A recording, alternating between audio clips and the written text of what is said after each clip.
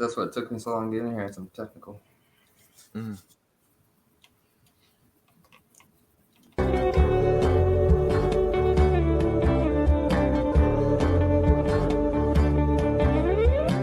Ladies and gentlemen, you are listening to Deathmatch Russell Podcast. Let's get it on! Come into the ring, step into the fire, see what you want, baby. If your heart has desire, and get out, get knocked down, and get out, get knocked down, and get up, get knocked down, down, down. Deathmatch Russell Podcast, Deathmatch Russell Podcast, Deathmatch Russell Podcast, Deathmatch Russell Podcast, Deathmatch Russell Podcast, Deathmatch Russell Podcast, Deathmatch Russell Podcast. And good evening, everyone. You're listening to another episode of the Deathmatch Russell Podcast. And my guest tonight, HellHound Mitch Malik. Hey, I got it right. No, you said Hellbound. It's the HellHound Mitch Malik. The HellHound. Yeah, Oh. you know what? The HellHound Mitch Malik. How are you tonight? I'm doing all right, man. How are you? I'm doing pretty good. What's today? Thursday. Yesterday was a crazy night. I was watching a little bit of AEW. Hell of a night to see the one return of one Jon Moxley. You know, I didn't actually watch the show, but I saw his promo. Yes, that was like, yeah, talking about scars, and that's true though. Dude, and he looks so good too, man. Like from where he was before he went into rehab to now, he looks amazing. I know, and he just had a match not recently, recent with at Game Changer with Nick fucking Gage, Yeah. And they just tore the house down, and man, now he's coming back and facing the 187 Homicide. My gosh, like the road is for the guys are on a roll this year. Wrestling's coming a long way. I'm sure you noticed that Game Changer is hot as heavier. I'm sure you noticed that on the independence. It went from being like you barely heard anything about them at the beginning of the pandemic, and then now it's just they're everywhere. Mm-hmm. They're the biggest indie promotion in my opinion. They're huge. And I'm sure you know a lot of the talent. I'm sure you know a lot of the guys as well. I'm sure you. I've met quite a few of them. Yeah. Billy Starks one. Billy, yeah, me and Billy trained at the same school actually, Grindhouse in Jeffersonville. So yeah, I've known Billy for a couple years now, and then a lot of the other people have been popping up. I've met throughout my time, like Akira. I've met Akira quite a few times. He's a really good guy. Yeah, he is. And like I said, Billy, of course. Billy, that kid's one of the most impressive wrestlers I've ever met, man. Like, ridiculous. Yeah, I know. She came from that, just small little wrestling to, little promotions, and just look where she is, doing good. When I walked in, because the first time I walked in at Grindhouse to start training, she was there because she always comes, and when she can get work in, she gets work in because she's dedicated, right? And I met her. I hadn't really heard of her before then, because this was two and a half, about 2 years ago. And I was like, I figured she was an adult because she was in there moving and working the way she was. And I was like, no, she's like 15. I'm like, what? Yeah. So good. Yeah. That's like the age of Marco Stunt when he first trained, like when he was young and just coming into the business, another guy from out that, it's like crazy. Just the small world of, wrestlers who now are making, are out there, and the future is bright for them, Oh, yeah. Most definitely. I mean, her and her boyfriend, Marcus Mathers, another student, student of the H2O Academy, and just I remember got to meet Marcus. I actually saw him in a match. He Paradigm last Friday night. He faced Big Beef. And match was great. I was not that wasn't the first time I'd seen Marcus, but that was the first time I'd seen him fight somebody like Beef. And wow, such a good match. He moves so well, so fast. So maybe that should be like one guy you would like to, if he comes back, and you could go 1-on-1. Marcus, yeah, that would be a good match. Beef's actually one of my dream matches. Any chance, whenever somebody's ready to put me against Beef, I'm gonna be so happy. Yeah. A lot of, you know what? I love I love the Paradigm. It's really, the matches coming out of the talent pool. It's phenomenal. Oh yeah. Paradigm has been a promotion I've been helping out with a lot, and I did finally. I will be making my debut by WTV at least because I've already done the match. But about 2 weeks, their UWFI Contender Series. I'll be on there. It's episode 5 this season. Ooh, and who are you facing in that one? Someone you probably know quite well, actually. Josh Crane. Yeah, it was. Can't give any name, but man, he hits hard. yes, he's man. It's been a while since I've seen him in any kind of like wrestling going on, quite a while. But he's it's different for what he's used to. But his first match from the season premiered last night, I think, because I watched it last night. He faced Tanner Keeler, which was a great match. Tanner's amazing. He's one of those dudes he's another small town guy from Indiana, but he's about to blow up because everyone's going to hear about Tanner soon. Yeah, Tanner, and boy, that's good. That's good. Names like that need to be seen, and people need to know who they. I mean, it's great that you get to, you guys get to work. You get to mix it up with talent that's different, and just getting their foot in the door too. As well. Yeah, I was first to be picked for the Paradigm because it's a trial show. I mean, it's us trying to earn our spot on the roster. Like we got to out to do that. And when I was picked for it, first I was super excited for that. But then when they're like, "You're facing Josh Crane," I was like, "No, crap, really? Yeah, doing UWFI." UFI? Do I need to grab some weapons? Do I need to be right? I got to go straight shoot wrestling? Am I gonna have a wrestling match, or are we gonna die here? Right? It wasn't like I've seen Josh Crane's matches, of course. I've been backstage helping out making weapons for some of his matches. And to see him do something as different as UWFI from a death match and as good as he is at it, it's crazy. I know. He's one of those guys. I remember going to the King of the Death 2016 it was. When John became the Duke the King, and Crane was there as well. I remember him being there wrestling. Pretty cool to see it, and to see a Marcus Crane before before see him live, and really sad about his passing. I know, great wrestler. I know, dude. Such a crazy talented wrestler he was. Put the smiles and the drinks on people's faces. He was the partier, right? Well, best guys always are, I guess. Yeah, they do. But then, but now we see that the mellow side of, but you know what? Yeah. Sometimes John Moxley would be proud of him for what he's done for the community, for for the deathmatch scene. Right.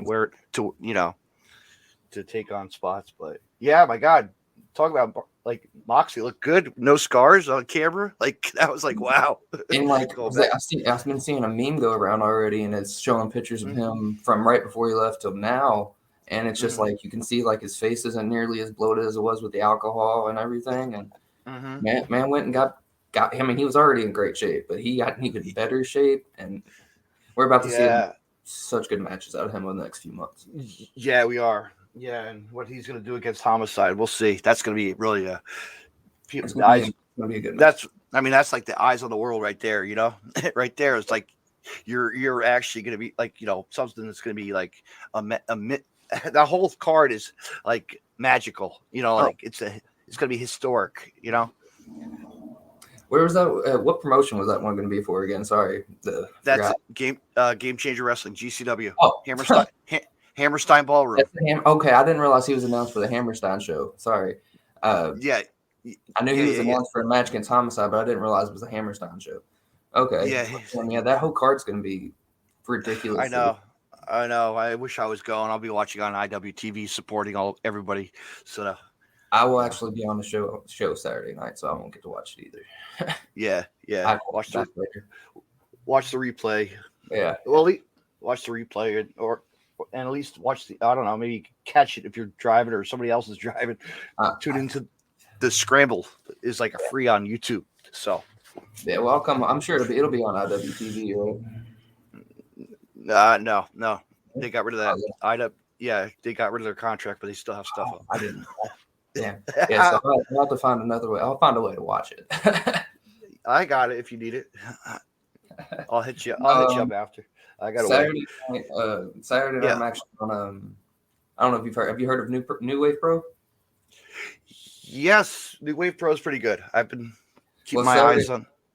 Saturday night's their 10th anniversary show, and it was just announced this morning that I will be in a triple threat match for their pre-show. I'm going to be facing a guy you had last week on the show, Lobo Okami, and another guy great coming up guy named Jack Kennedy.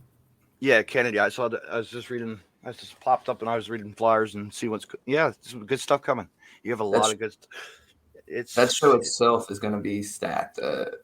And they've got Lord Crew versus JTG, Don't Die Miles versus Max the Impaler, Charlie Cruel versus Alice Crowley, and ZDP versus Solomon Tapu or Tupu. I can't remember how to pronounce his name, but yeah. That card's going to be stacked, and I'm happy to get to just do the pre-show. So it's awesome. So what got you into wrestling growing up? What got me watching? Yeah. Wrestling's kind of been like always. No, like I say that like they watch their whole life, but literally my earliest memories are sitting in front of the TV because my whole family watched wrestling. My grandma was a huge wrestling fan. She favorite wrestler of all time was Jerry Lawler. She used to like my mom always tells me a story whenever she sees me watching. She'll text me and I'm watching wrestling. She'll be like, "Oh, your grandma used to come in Saturday morning. She'd sit down on my bed and make me clean my room, and the whole time she'd be watching USWA." Oh wow, that's awesome. Yeah. That's like my mom telling me a story how Dusty Rhodes actually came through Colorado and they went to a bar and he drank at a bar nearby. I was like, no shit. That's cool. Yeah, that's pretty cool. But from there, like when I started watching, I was always watching it really because somebody in my house always had it on. I had I had 2 older brothers and a cousin who raised like my older brother also. So 3 older brothers, and they were watching wrestling. My dad, my mom, pretty much my whole family watching it. So I was brought up watching it, and from then it's just like, I guess, at first when you're that young, you're not really paying attention. But as I started, getting a little older, late 90s during the Monday Night Wars, when I really started watching when I was a very little kid. But the characters started catching my eye. Like my favorite was at that age was Sting. I love Sting. And then when he switched from colorful to black and white, I liked him even better. Yes. Yeah. Because that movie, The Crow, was out, and yep.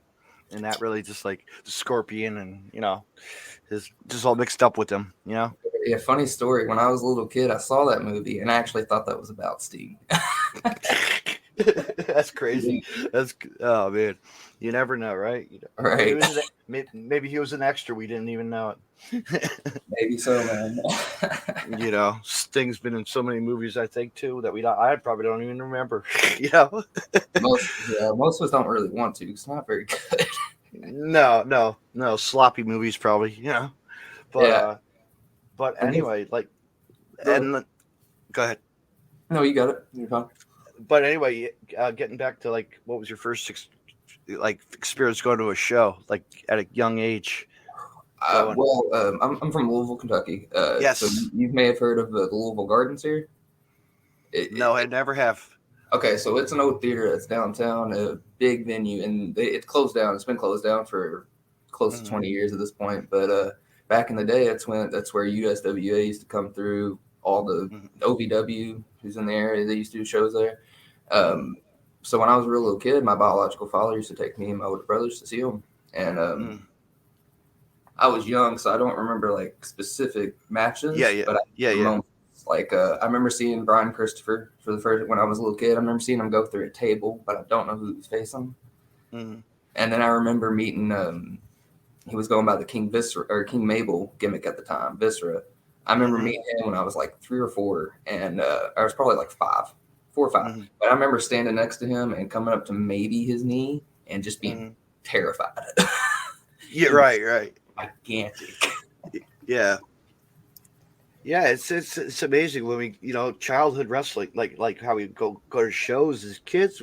It's like, man, my stories. I could tell you stories that I like telling stories about, like, I was lucky to see Bruiser Brody as a kid. Oh, wow. Like, he came to our local ice palace hockey rink. God, like, and Abdullah, but I didn't get to see Abdullah. It was a school night. I was a young kid. I was pissed, but I did see him, and Dr. D. David Schultz was there wrestling it. So that's like, yeah, vintage, like classic, and then the Fantastics, of course. My gosh, like I saw the Samoans when there was Samoans, Julius Smokes, like Julius, our Chief J Strongbow, the Strongbow brothers, DC Drake, and the original Patriot or Executioners, like you didn't even know that they were wrestlers. Wendy Richter, like that would have been great. She would have been great to get to see live. Yeah, I wish they would have. I found, I'm so mad they didn't ever put out. It was called, I think it was called NWF, National Wrestling Superstars. But they have stuff on YouTube. They have stuff on YouTube. I'm gonna have to go back and play it and share it. It's fun stuff to watch. I enjoy because I like to like even before I started like training and stuff. I used to like to watch older wrestling because I was in my college age when PG was big on TV, and it was before I started watching indie wrestling. So I stopped watching that stuff, and I went back and started watching older wrestling. That's how I got into like Japanese wrestling. And Wendy Richter was amazing. Like, she was, yeah, so good. And she used her spot when she got to WWE to bring in talent that she had worked with for so long. Like, but WWE did their normal stuff and messed them up. I got into watching this wrestler, and she was in Japan. She was known as Monster Ripper, and her and Wendy Richter had some great matches. And it was just like, how WWE mess up a character like that? No, that's like Luna Vachon. Come on. Like, that was a character that really took to the side that people never realized. She was like the reverse of Sherry Martel almost, Right. Yeah, they don't understand. It's the look. It's because the way they look, they want to make it a joke. But I'll never forget the time I actually went to a local show, and I got my picture with. I'll pull up the picture one day. I'll show you. Luna Vachon and Paul Bearer together. Isn't that cool? Yeah. Yeah, that's awesome. That is. I've only got to meet a few guys that I've actually got pictures with. I got at a convention a couple years ago. I did meet Mick Foley and had to get a picture with him. And then I'll tell you what, Mick Foley is such a great guy to see all the time. I've met him so many times. Just the way that he talks and just the way he tells his stories to people. And I remember going to a convention one year in Pennsylvania. It was a Wrestle Reunion convention, and they had wrestling at night too. And he did some. And he got on the mic and did some stuff, but they had a Q&A session. So, and I was like, all right, Dad, let me go check out this Q&A session. Let me see what this is like if I ask a question, So I go up, and it's Bill Apter of Pro Wrestling One. And so I go up to the mic. I'm thinking in my head what to ask Mick. Mick, what was it like falling off the Hell in a Cell versus The Undertaker? He was scared shitless, he said. But so I was like, that made his moment, big too at the time. That was actually a big moment because I was watching that pay-per-view at home that night, and Mick Foley, I talked about Sting being one of my favorites. But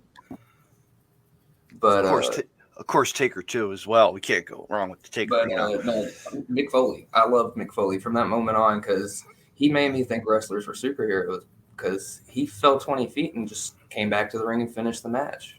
and I'll never forget, he actually wrestled in my town. He came to my town, the next town over, at a high school gym wrestling Eddie Gilbert in a hardcore match up in the bleachers with his trash can. And I'm like, I'm sitting right there. There's Mick. tossing the guy down the stairs. You know. Yeah, I remember he came to town once. It was back in the. It was before he had fully like it was before TNA and before he retired. He was I think he might have been still been with WWE, but being that OVW is here in Louisville, they were at the local amusement park. We had a Six Flags at the time in Louisville, and they were doing an OVW show.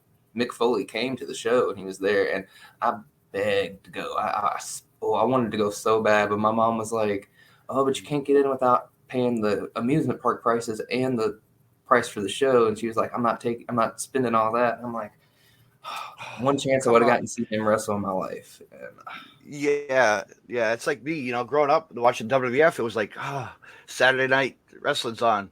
Pay-per-view. We were spoiled to watch the pay-per-views. You know what I mean? Like had to get somebody had to sneak it or something. But my dad, or we found out. I found out somehow there was wrestling. The wrestling promotion or somebody was hosting a pay-per-view. And I got to watch it at the high school gym on a projector screen, WrestleMania 4 or WrestleMania with Bundy in the cage, Hogan and Bundy. Oh, I'm like, that's so cool just to see, like the movie theater style, like watching it, the original way pay-per-views probably would have been, back in the day. Yeah, no, when I was a kid, when I was real young, when WCW was still around, we used to get their pay-per-views, but once WCW was out of business, the only time I ever got to watch them was like Coliseum home videos or the videos, the VHS. WrestleMania at least. There was a B-Dub, Buffalo Wild Wings here in town that used to show the WWE pay-per-views. So it was like a $5 cover, buy your food, and you sit there the whole night and watch the pay-per-view. Well, you know what? I watched quite a few WrestleManias that way, actually. I know I watched under. Oh wow, you got the actual tickets. WrestleMania 5, Atlantic City, New Jersey. My dad and I got to go. Yes, experience of a lifetime. I always tell the story. I love the story how it goes. Dad got tickets for Christmas. I was excited. We got nosebleed seats. We're sitting up in the bleachers, way up top, looking down at the ring. I got the Mega Power. We all getting all hyped up with the Mega Power stuff and souvenirs and signs. Yeah. And 5 rows next to me was Gorilla Monsoon and Jesse the Body on the commentary.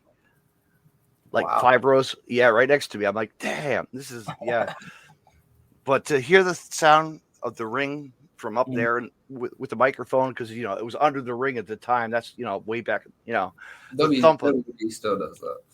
Huh? Yeah. The WWE still does that. But just to see that, and then the long aisle away, my gosh, that was crazy. It was just like the atmosphere was something else. I didn't actually go to any WWE shows until I was already an adult. I saw SmackDown. I think it was like in 2018 or 2017. It was a decent show. It was a taping though, so when it's a TV taping, it's not exactly as fun as being at a live show. But the post show, the post show dark match was great though. It was the Miz versus Jeff Hardy, and the Miz was just being crazy as hell. He was out there dancing and making fun of Jeff Hardy and stuff. Dark match was so much better than the rest of the show.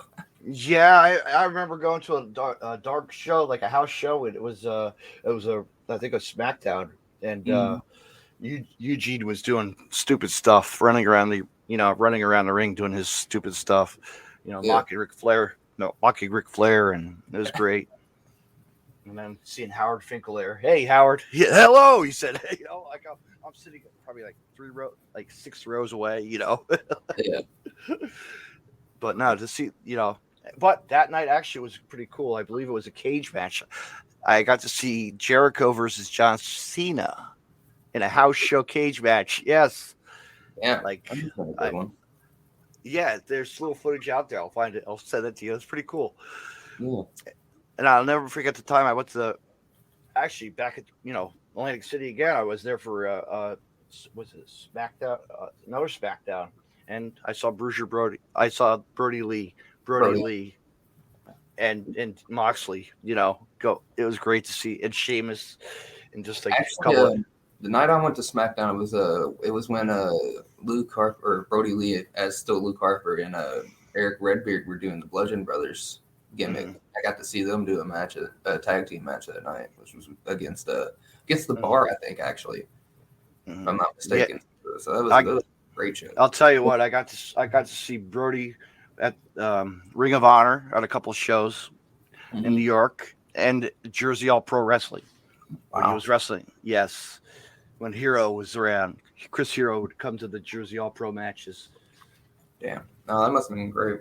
See, it sucks that when I was a kid, up until becoming an adult and really training myself, I had very little knowledge of indie wrestling, and it felt terrible for it at this point because I missed so many good shows that I could have seen locally, even because I live in Louisville. It's right across the river where IWA Mid-South runs a lot of shows, and I could have been going to those my whole life and didn't even know they were going. Right. Hey, I wonder if you would like to join us. My friend's a big-time podcaster as well as me. Maybe he wants to join us. All right, yeah. I like popping in people to bring in. Yeah. I watched the interview you did with Lobo. And I saw that y'all did that too. Yes. Yeah. Like I said, I get to face him this week. Me and Lobo, actually, I've known him for a minute now. We've trained together actually quite a bit. Okay. Yeah, my friend Everett's going to join us. Awesome. He's from Florida. He's okay. Yeah, he's from Florida and he's real knowledgeable. He'll pick he can pick your mind too. Oh yeah. So he's like my co-host sometimes. See, that's the way to do it sometimes. Have fun with the guests, and just. You don't have to be so, it's your first podcast. So, it's like, and we're getting views. Let me get him in the link here. Oh, awesome. Maybe I'll put get rid of the red banner. I'll set this up before he comes in, huh?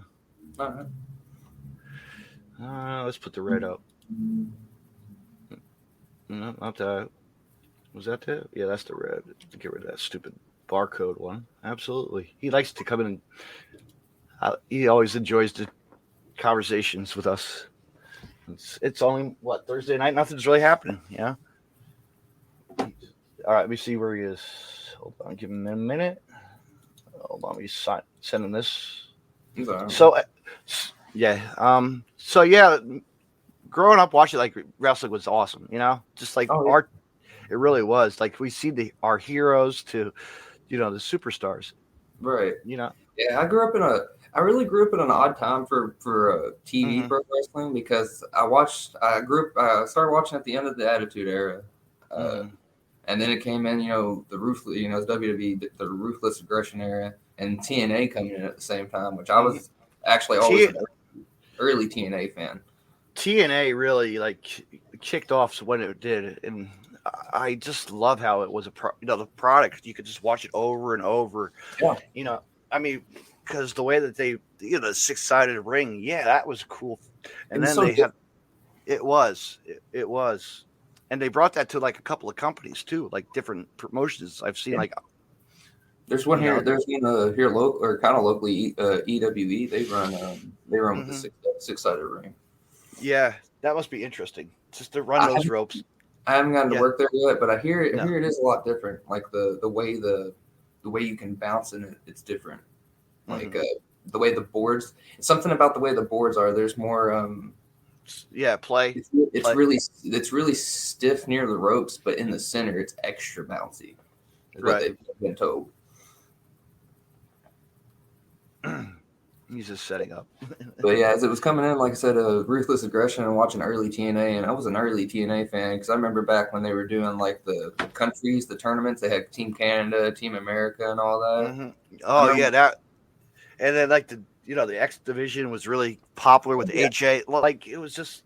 And then with Jeff Jarrett, come on, the angles with him. And now he's back in groove in the out of the blue. ECW has been doing a lot of unexpected stuff. I didn't expect them to bring in Matt Cardona, and they did that, and it worked out great. And then they brought in Jeff Jarrett. Jeff Jarrett. And it'll probably be just as good because Effie, the guy Effie, really is funny. Like he tells a story. He can tell you like the story of wrestling. Yeah, but no, the way that I was a surprise. That was a surprise just to see how they did that. But it's going to be more interesting as it goes on.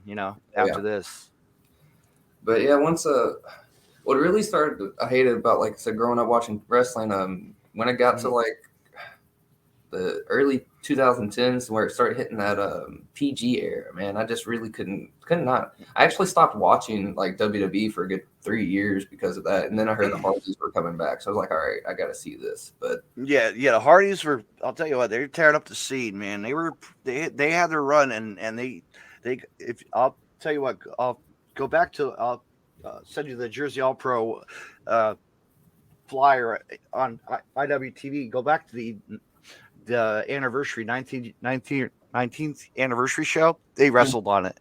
Oh, I mean, yeah, it's like cool. You'll be like, and Jay Lethal, of course, local. So you'll see a lot of some fun stuff. They're supposed to be having their first match back together here in a few weeks. The Hardys, and I don't even remember. It's like a small promotion for what you would expect them to be doing, and you're right. Really for that, honestly. I love the Hardys. I grew up. Yeah, it's like me. Like it's like Hardys were the innovators of high flying.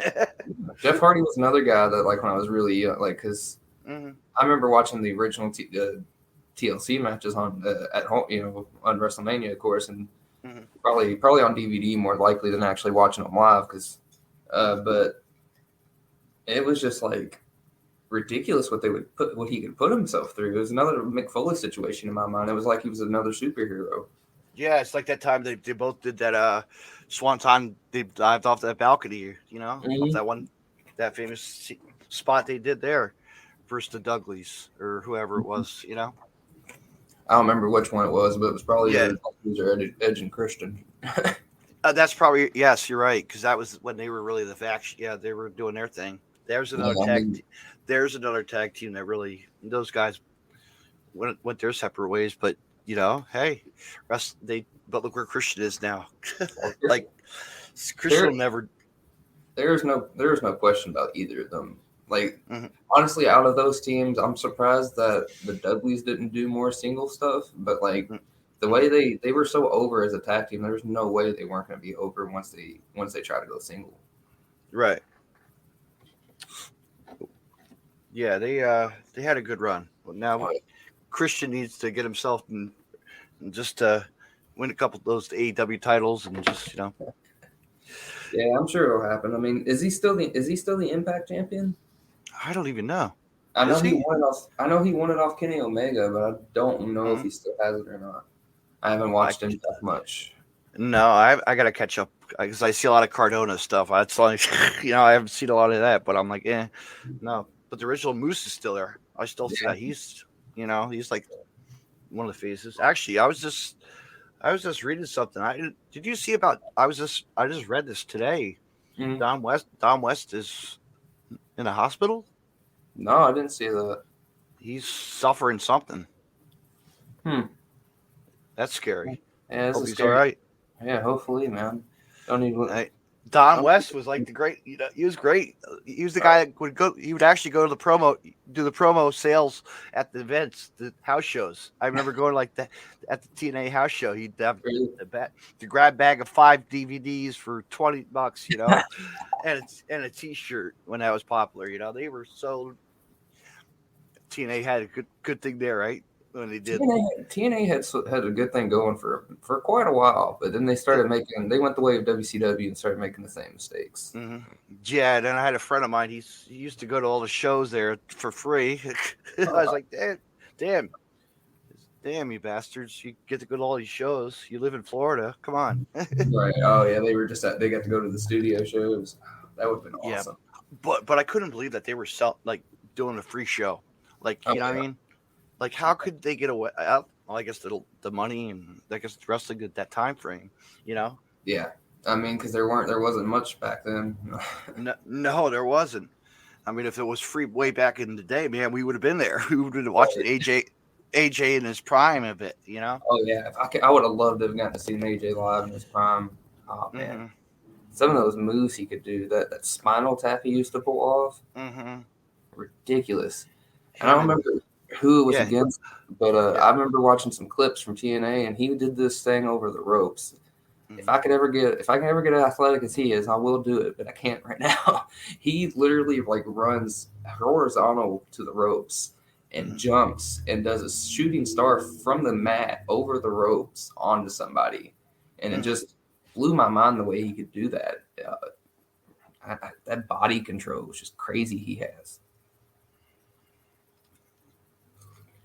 Yeah, the way that he put himself.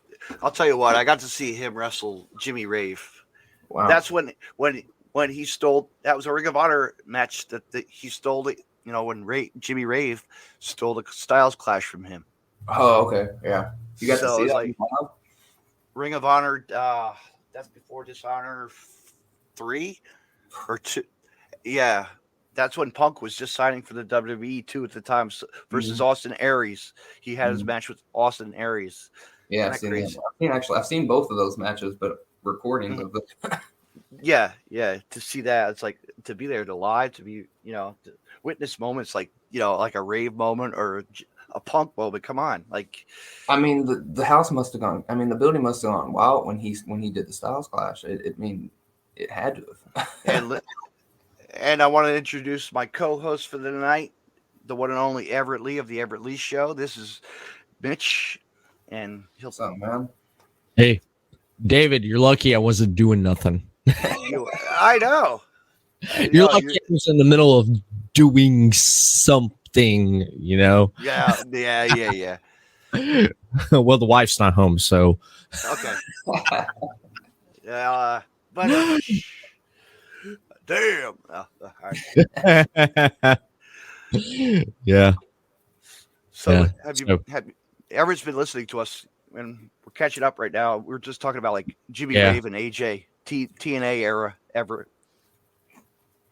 Yeah, the old TNA era, the Asylum years.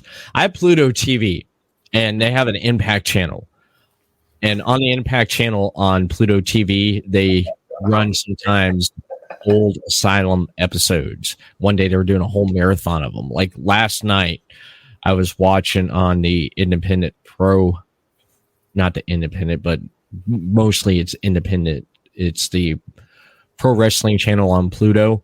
I was watching Defy Wrestling last night. I was sitting there watching that. I was watching what the heck, because I was so tired when I turn on wrestling, I'm half asleep because I'm at the end of the day. It's like the adrenaline. I guess I want to watch wrestling. And then I lay down on the couch and I put it on and I'm so tired because my day job, I just crash.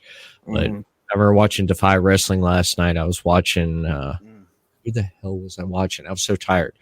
It was one of the good episodes. I remember waking up at 3 o'clock in the morning and hearing Super Crazy chant. I was like, oh, I remember that episode. And then I fell back asleep. Everett, I was going to text you today and tell you that I saw that match with Jimmy Havoc and the other guy that you like. Which other guy? From Defy. Finishing Randy Myers. Yeah, get out of here, Bella. Come on. Yes. Yeah. Mitch, are you familiar with Defy Wrestling out of Seattle? I've heard of it, yes, but I've not seen a whole lot of it. No. Their production is great for an independent wrestling show. Production wise, they shoot everything almost in 4K, and their setup. They have 2 roaming cams. They have 1 camera up in the balcony, I think, and 2 in the balcony, and they have 4, sometimes 5. They go back and forth and stuff. They pack this little 2-story like arena thing with a stage. Where David go? Jumped out. Yeah. But he'll be back. But he pretty much they do pretty good. They draw pretty good. They get some New Japan talent on there. They get people that's in AEW. I know I've seen I think like the like MJF's been there, the Young Bucks. Oh, wow. Christopher Daniels, SoCal Uncensored was there back before they broke up and stuff. But they have a lot of talent that comes through there. You see on like AEW or any other promotion that come through there. I mean, I probably know some of the guys there because Ohio's not far from where I'm at. I'm based out of Louisville, Kentucky, so I mean, I know a lot of Ohio guys because they come down to do shows in this area. Mm-hmm. Yeah, you're probably familiar with Harley Fairfax. Oh yeah, I've met Harley a couple of times. She's awesome. She's really good. Mm-hmm. I've had her on my podcast a couple of times. She's great. She's great. Last year, she was really great because not last year, 2020, I got furloughed from my day job for like 73 days. And during that time, I did a lot of podcasting. I talked with a lot of future great wrestling FGW talent. And I had her back on there. And even when I wasn't interviewing any of the FG talent in between doing those podcasts, we'd message back and forth and talk and stuff, checking in. It's like, how you feeling? How you doing? I text her back, like, how you handling things? Because Ohio, they had it rough in 2020 it was just bad with how everything happened, where their wrestling has to go through an athletic commission. I don't know how that is in Kentucky. I know you have to have a license in Kentucky. I actually don't have a Kentucky license. I haven't wrestled in Kentucky yet. All my stuff's been. I've done most of my work in Indiana at this point. Okay. Because Louisville's right across the bridge. There's the Ohio River right across from Jeffersonville, Indiana. So I've done a lot of wrestling over in Indiana. Okay. Because I'm not too familiar with you. I jumped on and seen that you guys were talking about WWE. I caught most of the conversation when you and David were discussing about going to Raws and SmackDown. I've been to about 3 Raws, and I've never been to a SmackDown. That's the only one I never did get to see was a SmackDown. Yeah. But I went to Battleground 2014. I went to that, and I seen is it Brody Lee back when he was in Harper and Rowan. Seen him wrestle the Usos for the tag team titles 2 out of 3 falls, which was great. Oh, yeah. And in 2015, I was at SummerSlam up in New York. First time going to New York. Wow. Me and my wife went to SummerSlam, and then were able to go to Monday Night Raw back at the Barclays Center the night after. That's where I saw Braun Strowman debut with the Wyatt family, and then Sting makes his surprise, with the statue at Rollins after he beat Cena and took the U.S. title. That was great. There he is. Where'd you go to, man? You popped out. Technical difficulties. Yeah. Taking a piss again. All right. Taking a piss. You just okay. Thanks for sharing. I'm gonna go off at the pool. I'll see you later. Oh, also, Mitch. Earlier, me and we were talking about Billy Stark's Everett. How he has trained with her. You trained Billy Starks. Yes. We trained at the same school, and I've trained a few times with her over the past few years. Yeah. She's all over the place. Mm-hmm. It's hard for me to keep up with her. She's at this promotion, and she's over here, and she's here. She's just going everywhere, getting bookings, man. I'm surprised no one's picked up on her. I'm surprised that she's not had an opportunity to be on Dark Elevation or Dark yet. I'm surprised. It's because she's not 18. What? It's because she's not 18 yet. Yeah. She's not? She's only 17. So next at the end, I think her birthday's next December. She'll be 18. Yeah. Wow.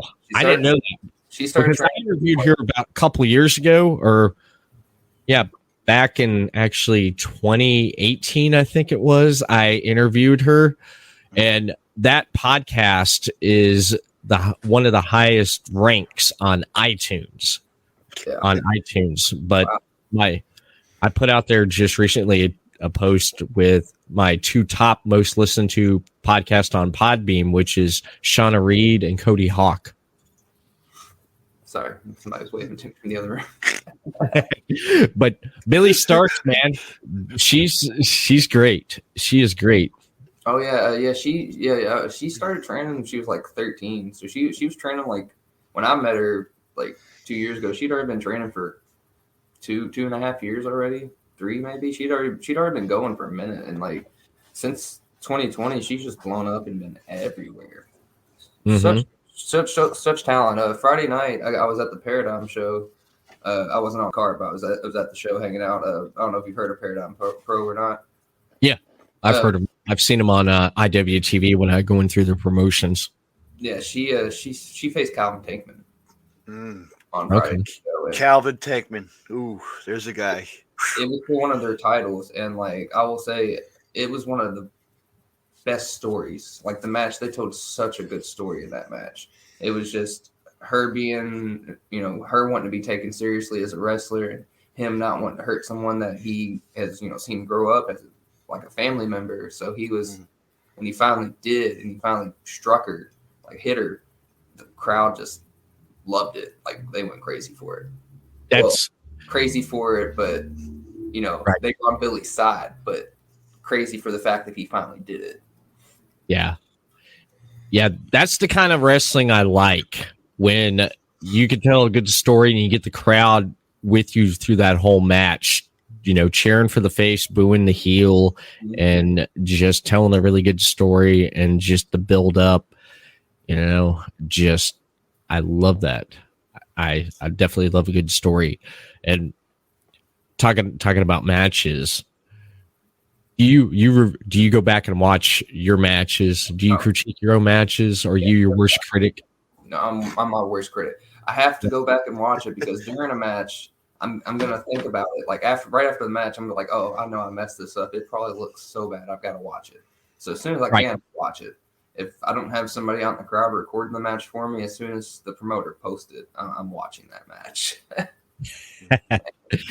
Yeah. Everything, criticize every little bit. Oh man, I could have done this at this point, or man, that I could have picked him. Dude, every little thing I gotta nitpick because I want it to be better. But yeah. Do you go back and watch other matches? Do you ever go back and watch a match with no sound just to see if you tell the story? You ever done that before? Because I've never done that with one of my matches. No. No. I've done that with other matches before, the other people's matches, just to watch it. My trainer actually had me do something like that a couple of times to get help with storytelling. Mm-hmm. Yeah, I think that's the best. I think that's the best way right there to do that. Mitch, let me ask you this: Have you attended any seminars? Oh yeah, I've been to quite a few seminars over the past couple of years actually. Because like I said, since being in this area, Grindhouse is the school I trained at. It's over in Jeffersonville, Indiana, and Billy Stark's family, the Big Starks brand. I'm sure if y'all have heard of.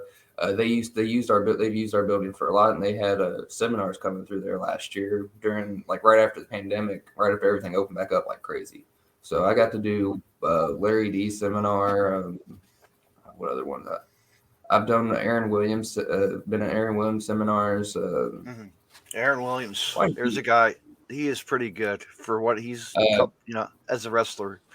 Oh, Aaron Williams is great. I think probably my favorite seminar was Jake something and what's the other dude? Raham Ajit, something like that. They're both Impact guys. But Jake Christ? Not Christ? Jake Christ. No. Oh. Something. Mm-hmm. His name's actually Jake something. Yeah. Jake something. Yeah. Okay. You heard of Jake something? Jake something. That's the name. Sounds familiar. Yeah, he's been on Impact and Black Label Pro everywhere. Big guy, can move. Such great work. Yes, you want to check out Jake something's early stuff? Watch War Wrestling. Mm-hmm. Yeah. Also, we were talking about Billy. Him and Billy had a match at Black Label last year that just tore the house down. Really? Is it up on WTV? Because I've seen Black Label Pro on there. If it's on there, then it probably the show probably is. It's from I think it's from summer of 2020, something around there. But yeah, they had a killer match. There's a funny spot, like there's this one spot where Jake gives her like a forearm, and Billy just takes it and like throws herself back and falls on her butt and slides across the mat. Oh, no way. She can sell. She can sell. I like. What's your thought on this? What's your thought on no selling? Because I hate the fact that when someone comes in and does a move and they no sell it, because it just kills me. Does that ever bug you? Yes and no. It all depends on who the person is and if it works for their character, or if it's like a giant guy and they're facing somebody that's like, Rey Mysterio versus Big Show size. I understand a no sell when Rey Mysterio punches Big Show, but yeah, the no selling can get a little complicated, especially if from the wrestling side of it. If you don't, from a wrestler's perspective, right? Out there, if you don't sell their moves, the next one's not going to be a fake, or not a fake, but a working punch. The next one's going to be real. Right. Right. There's your receipt. Right. Yeah. I seen a match where someone goes through a table and they jump right up. I'm like, come on, man. You went through a freaking table. Mick Foley. I mean, the Hardy Boys, the Dudleys, right? Yeah. They didn't just pop up and do a 3D all of a sudden. It's like you forget about them going through the table and you think about the finish, It's just that it all adds up to people wanting to do their character a certain way, I guess. And I understand it, because character's the biggest thing in this business. You can say whatever you want about the moves, the tech, the physical. It's character work. Yes. Right there, like a side note, like if my trainer every day in training, I was trained by the Reverend Ronnie Roberts, and every day it was character. That was the main thing for him. And actually, yeah, go ahead. I was going to say, what you said earlier with me playing that video, that was the video of you with the tables match. Oh, me versus the Amazing Pokey. Yep. Mm-hmm. Yeah, that was from last month. That was a fun little match. It was actually the only reason that turned into a tables match is because they didn't use the tables in the match earlier in the night, and they're like, "Hey, you guys want to turn this into a tables match?" Right. I was like, sure, I'll go through a table. That is great. I was watching last night. I was sitting there watching. Okay. Thank you, David. I'll check that out right there. Definitely check that out. I was watching last night. I was watching AEW Dark. I tape it and I forget to watch it because I was sitting there watching FGW. They had their cold-blooded event. So I was watching that last night, and that was a hell of a show. That was one hell of a show. And me and him were talking about last night. We didn't watch the full show, but we were talking about the promo that Jon Moxley's return. Yeah. Did you see that promo, Everett? Yeah, I missed it. So 5:30 this morning when I was on the John, I was watching it because I was like, I got to see if Moxley's promo's out there. So yeah, I was watching that, and what'd you think about that promo? That was a good one. Like it was great. It was great. I mean, yeah. I mean, come on. The guy had a problem. Mm-hmm. He needed help. He went and got help, and you can't help yourself not unless you need help. And that's what he did. He went and got help. He got better. He's back to doing what he does. And that is pretty, wrestling. That's what he is. Yeah, and that's what I was telling. That's what I was telling Mitch, that he's ready to take on Homicide in a couple of weeks in New York City, the Hammerstein Ballroom. Yeah, that's definitely going to be great. I'm looking forward to seeing that. Definitely am. I'm this Friday. I'm actually really excited about what's going on IWTV. I'm trying to pull it up here again. Mm-hmm. I sent it to you, David. Remember? Let me. Oh, yeah. Oh, is it? Yeah. What was it that I sent you? I don't I'm know. trying to find it. Oh, there it is, right there. All right, I'm pulling You this can up. read it. Go ahead, read it. Do you have IWTV, Mitch? Yes, Mhm. of course, dude. I'm actually. I was telling Dave a bit ago. My first ever show match that's going to be on there is going to be here in a couple weeks for Paradigm on their part of their UWFI Contender Series. Okay. Yeah. I'm gonna have to check that out. It's southeast first south. I can't talk. Southeast first Super Show stream. It's on Friday at 7:30. It's action wrestling. They're gonna have action wrestling, and it looks like New South. New South, Southern Honor Wrestling. The card is great. You got the main event is AC Mack going up against Alex Shelley for the IWTV World Title. Alex Shelley. AC Mack. AC Mack. That's ACH, right? I think. I don't know. Let me make sure on that. I don't want to get that wrong. Call somebody about the wrong name. Yeah. Oh wait, ACH is that? Oh, there's another guy. Yeah, I think I know. Yeah. Mm-hmm. Yeah. That's the main event right there. They have the PPX Championship. John Davis versus Drew Alder. The Southern Honor Wrestling Championship match. Owen Knight versus Kyle Matthews. TWE Championship. Merck versus Damian Tangura. I suck with names. New South. Whoever he is. Yeah. All good. Yeah. New South has some names that. Yeah. It's New amazing. South somewhere I hope to work at someday soon. Mm-hmm. They're doing the New South Championship.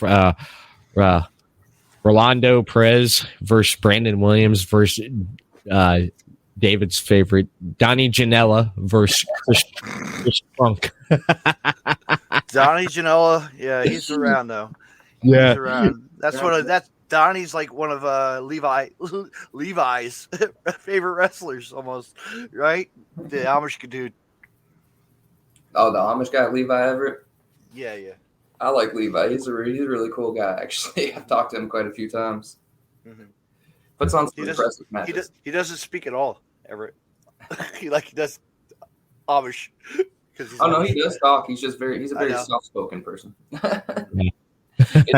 It's great though. I've been at shows where I'm like helping out like a ring crew and stuff, and he'll be out there selling his merch at tables, and this man will have handmade Amish birdhouses at his tables. I'm surprised he does. I'm surprised he's not selling the little butter turner. You know. Hey, that would be a great idea. I'll pitch that to him next time. He needs to get some mini ones made and start selling them. Mm-hmm. Wow, that's crazy.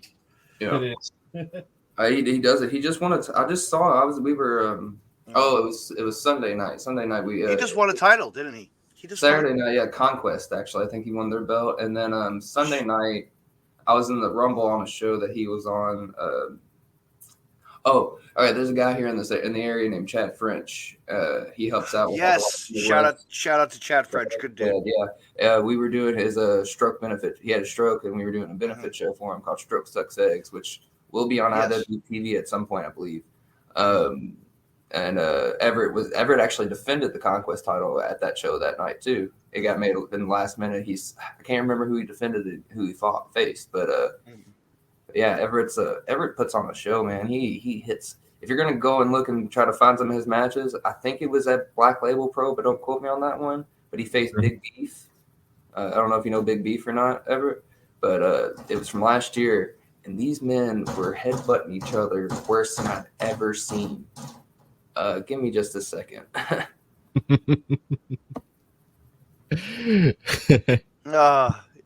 Yeah, Everett. So that's awesome. That's pretty cool. Like who he knows and does. Yeah, it's cool. It is cool. that. I meant to mute that when I got away. I'm sure here in a little bit you're gonna hear my dog start barking. Yeah, because my wife will be coming in. Yeah, my daughter's asleep. Yeah, well, I'm in the same room as the. We have a couple cats. Same room as the litter box at the moment, and he needs to get to it. Yeah. Oh wow, that's cool. I put a tweet out yesterday, and it popped up on here. Nice. I'll have to share that right there. Yeah. But yeah, like like last year. Well, you're talking about promotions. I was able last year from January to September. I did production and editing and graphic design for CFWE out of Lakeland, Florida. That's run by Thumper Chapman. CFWE. What's that? What's it stand for? CFWE. Championship Family Wrestling Entertainment. Oh, okay. I've never heard of that one. I'm not as well versed in some of the more southern promotions, really, because I'm in the Midwest for the most part right now. But yeah, I can. If you ever, do you have Fight TV? No, I don't have Fight. I have IW, but not Fight. Okay. On Fight TV, ARW, Atomic Revolutionary Wrestling. That's a good promotion. It's run out of Cocoa, Florida.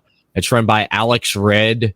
He has a lot of people come through. A really good friend of mine that I worked with on CFWE, former Ring of Honor talent, Thump Dupree. Oh, wow. He does. You've heard of Thump Dupree? I've watched a lot of back catalog, like old Ring of Honor stuff. Yeah. Yeah, Thump Dupree. I last year I developed a really good friendship with him. Great guy, great booker. He booked a lot of the stuff for CFWE. He's working with Knockout Wrestling, and he does commentary for ARW. And ARW comes on, I think, every Thursday night at 8:00 on Fight. And Mitch, I was going to tell you something cool. Everett and I have a friend, and he's a producer of the old music of WWF. Oh, really? Go ahead. You put me I always like to. Go ahead, Everett. Go ahead. Yes. Go ahead, Everett. Go ahead. Go ahead. Yes. Yeah. You tell him. Go for it, Everett. Shout it out. Talk about it. Tell him. Yeah. JJ McGuire. Mm-hmm. Hurricane JJ McGuire.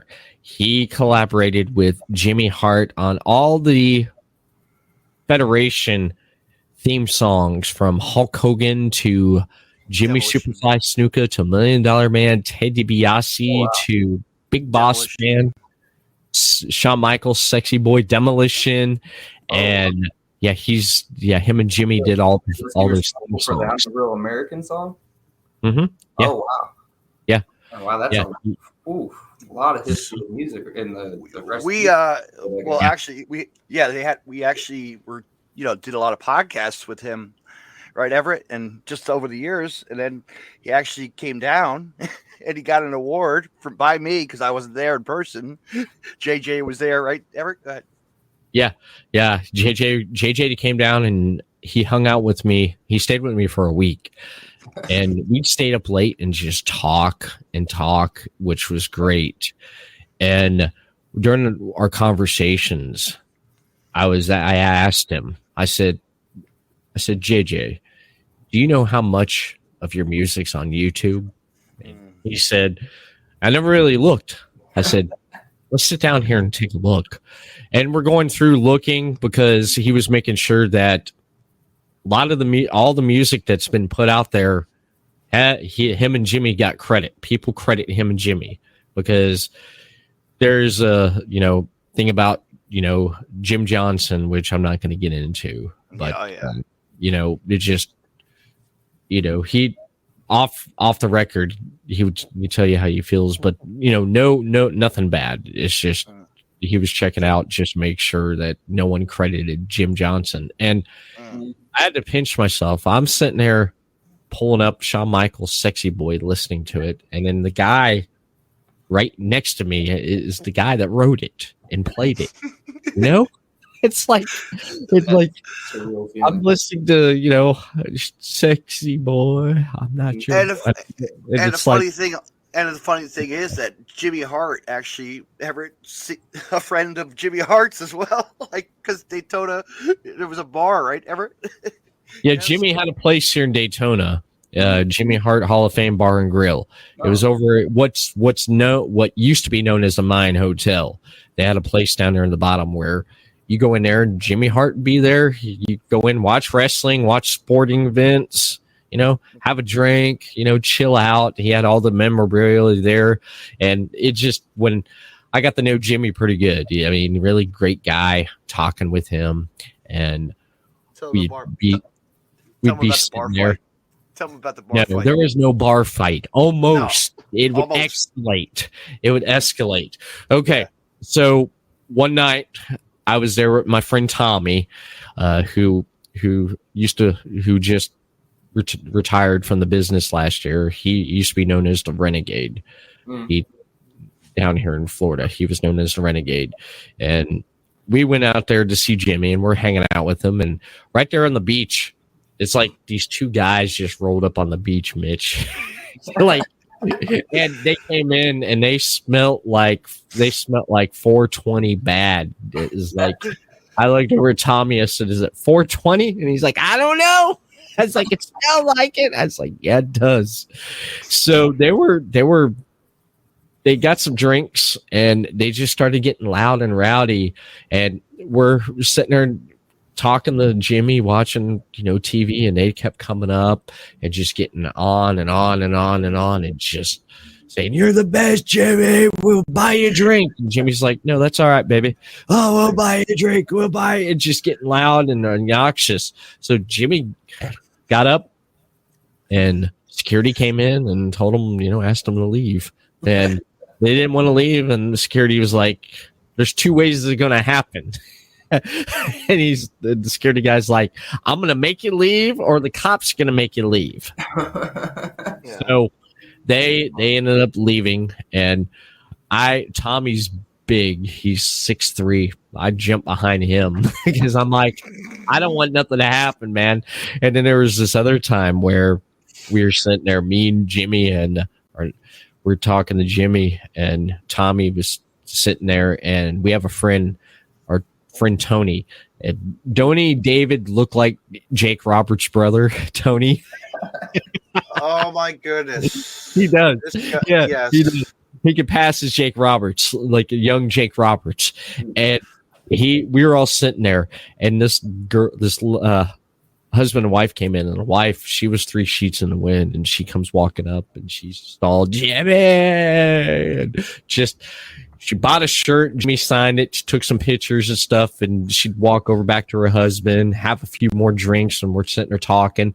And then Jimmy got up and, you know, takes off for a minute to go check on something. We're sitting there. She comes back over and she's like, "Where'd Jimmy?" I was like, "Jimmy left." Yeah. She looked over at Tommy and said, "Who are you?"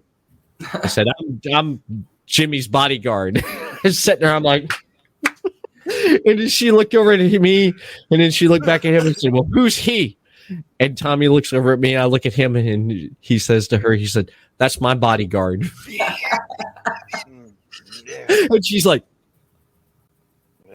like, she was out of it. You could have said, Everett could have said, "Yeah, that's Jake the Snake Roberts," you know.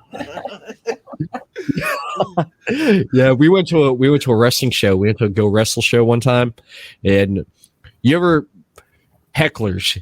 I know you've dealt with hecklers before, seen them at shows. Uh-huh. Yeah. We went to a Go Wrestle show, and me and Tommy and Tony were there, and we were heckling at one of the local shows that was about like 10 minutes from us. And we were up in the front there heckling, and the guys in the ring during the tag match, they looked over and they're like, "Is that Jake Roberts?" He's like, "Hey, Jake Roberts here in the crowd." It's like, "It's Jake Roberts." And we're like, "No, that's Jake's brother." What the hell? Not Jake. Jack. That's Jack Roberts. Yeah.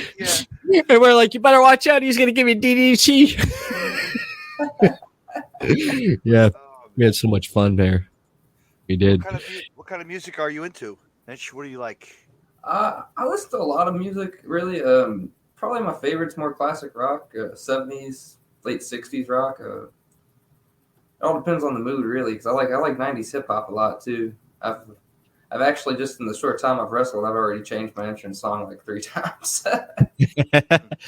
90s hip hop, Dr. Dre, The Chronic. I grew up in the 90s. That's like the album there. Dr. Dre, Tupac, Biggie was all like in the early 90s there. Vanilla Slice. One of my favorite from back then is Ice Cube. I'm a huge fan of his. Ice Cube, yeah. Ice Cube was great. I mean, he's great. He's made that great transition from rapper to movies and stuff. I mean, I remember like yesterday, it was like when Friday first came out, man. Yeah, I grew up on that and Boys in the Hood. That was like a staple around my house, movie wise. Yeah, Boys in the Hood. I remember Boys in the Hood. Did you ever see Menace to Society? Yes. Oh man, that right there. What gets me is like the part where he's in the garage and the dogs get him, and then when he's sitting there with the cop and he's trying to talk and the cop is just sitting there not buying anything, Yeah. That was great. I mean, the ending. I'm gonna run to the fridge. I'll be right back. Man, David, I know when you go back and listen to this, man, you're like a marathon runner. You take more trips away from the podcast than a travel agent. You see, this is the part where we can talk shit now about David when he's gone. This is the part where we can talk now. David's great. But like, you're talking about 60s, 70s music. What else you like? You like Zeppelin? 60s and my original or my okay. So right now I have actually 2 entrance songs because I have one that I like to use the most, and then there's one that I have to use for family friendly shows because it has to be no cussing. You know, the Indies we have to use whatever song we want. We don't have to have licensing for it, so it's cool. What are the 2 songs? All right. Well, my family friendly one is "I Want to Be Your Dogs" by the Iggy Pop and the Stooges. It's yeah. You know that one. All right, so I had to explain what it is.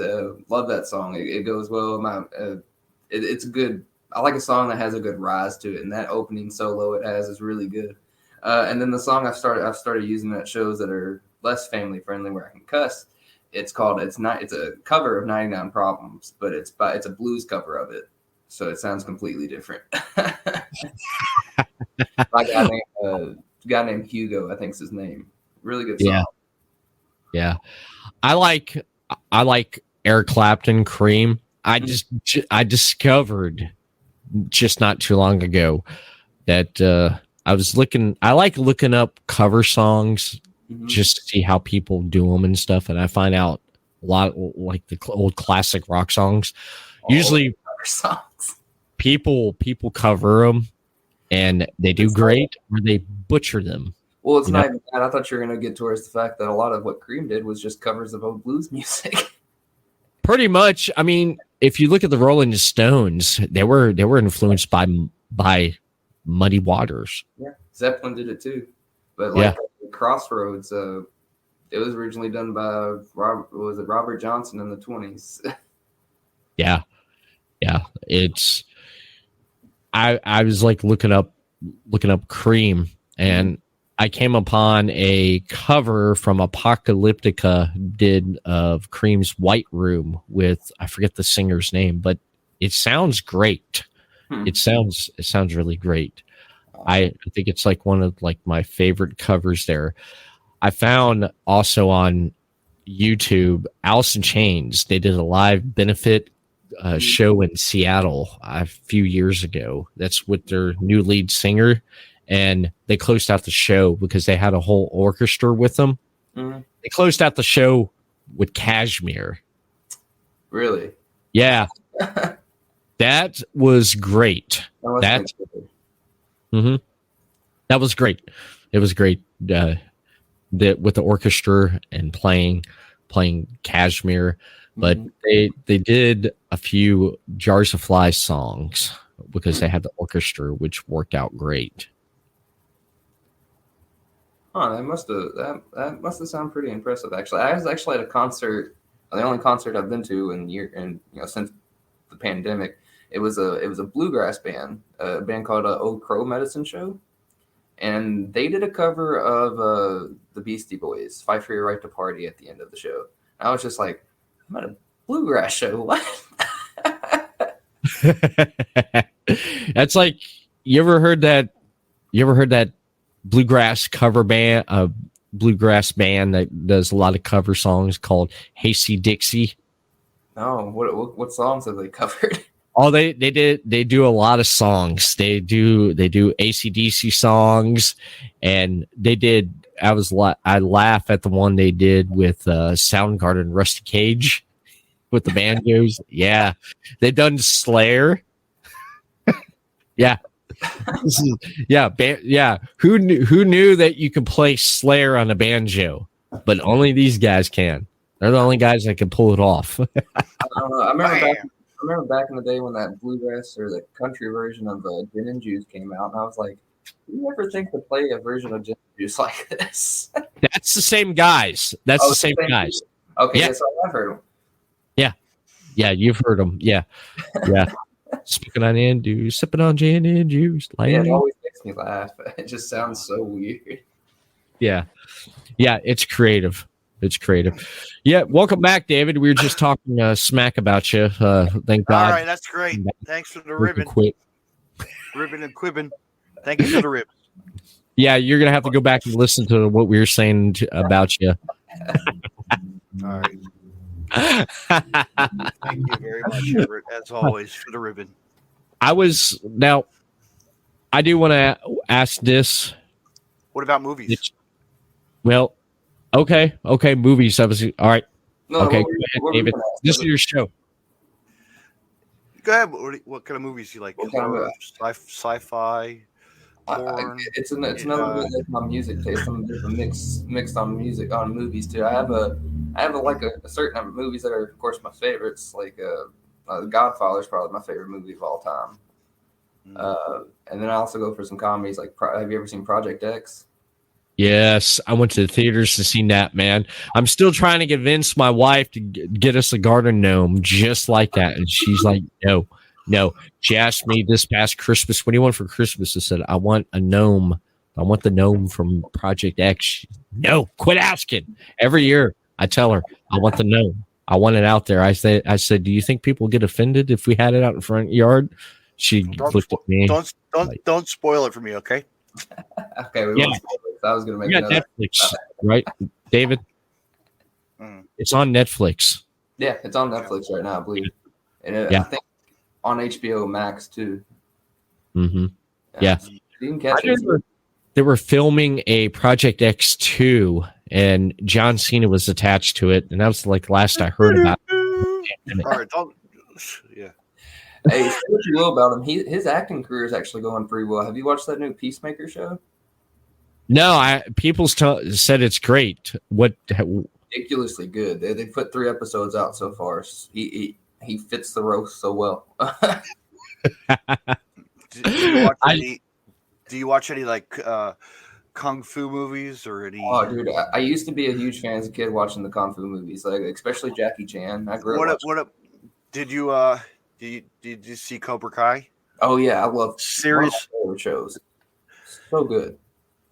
Yeah, Cobra Kai was great, man, dude. Great. Can we play the wrestling game? Yes. What wrestling game? I always ask. We put you through a table and see how long it takes you to get up before it counts in.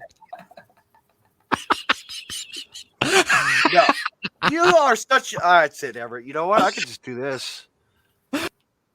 Oh, back to our conversation. No. I was putting time out. Damn it, David. Yeah. What's the wrestling game you're talking about? Well, how about this, David?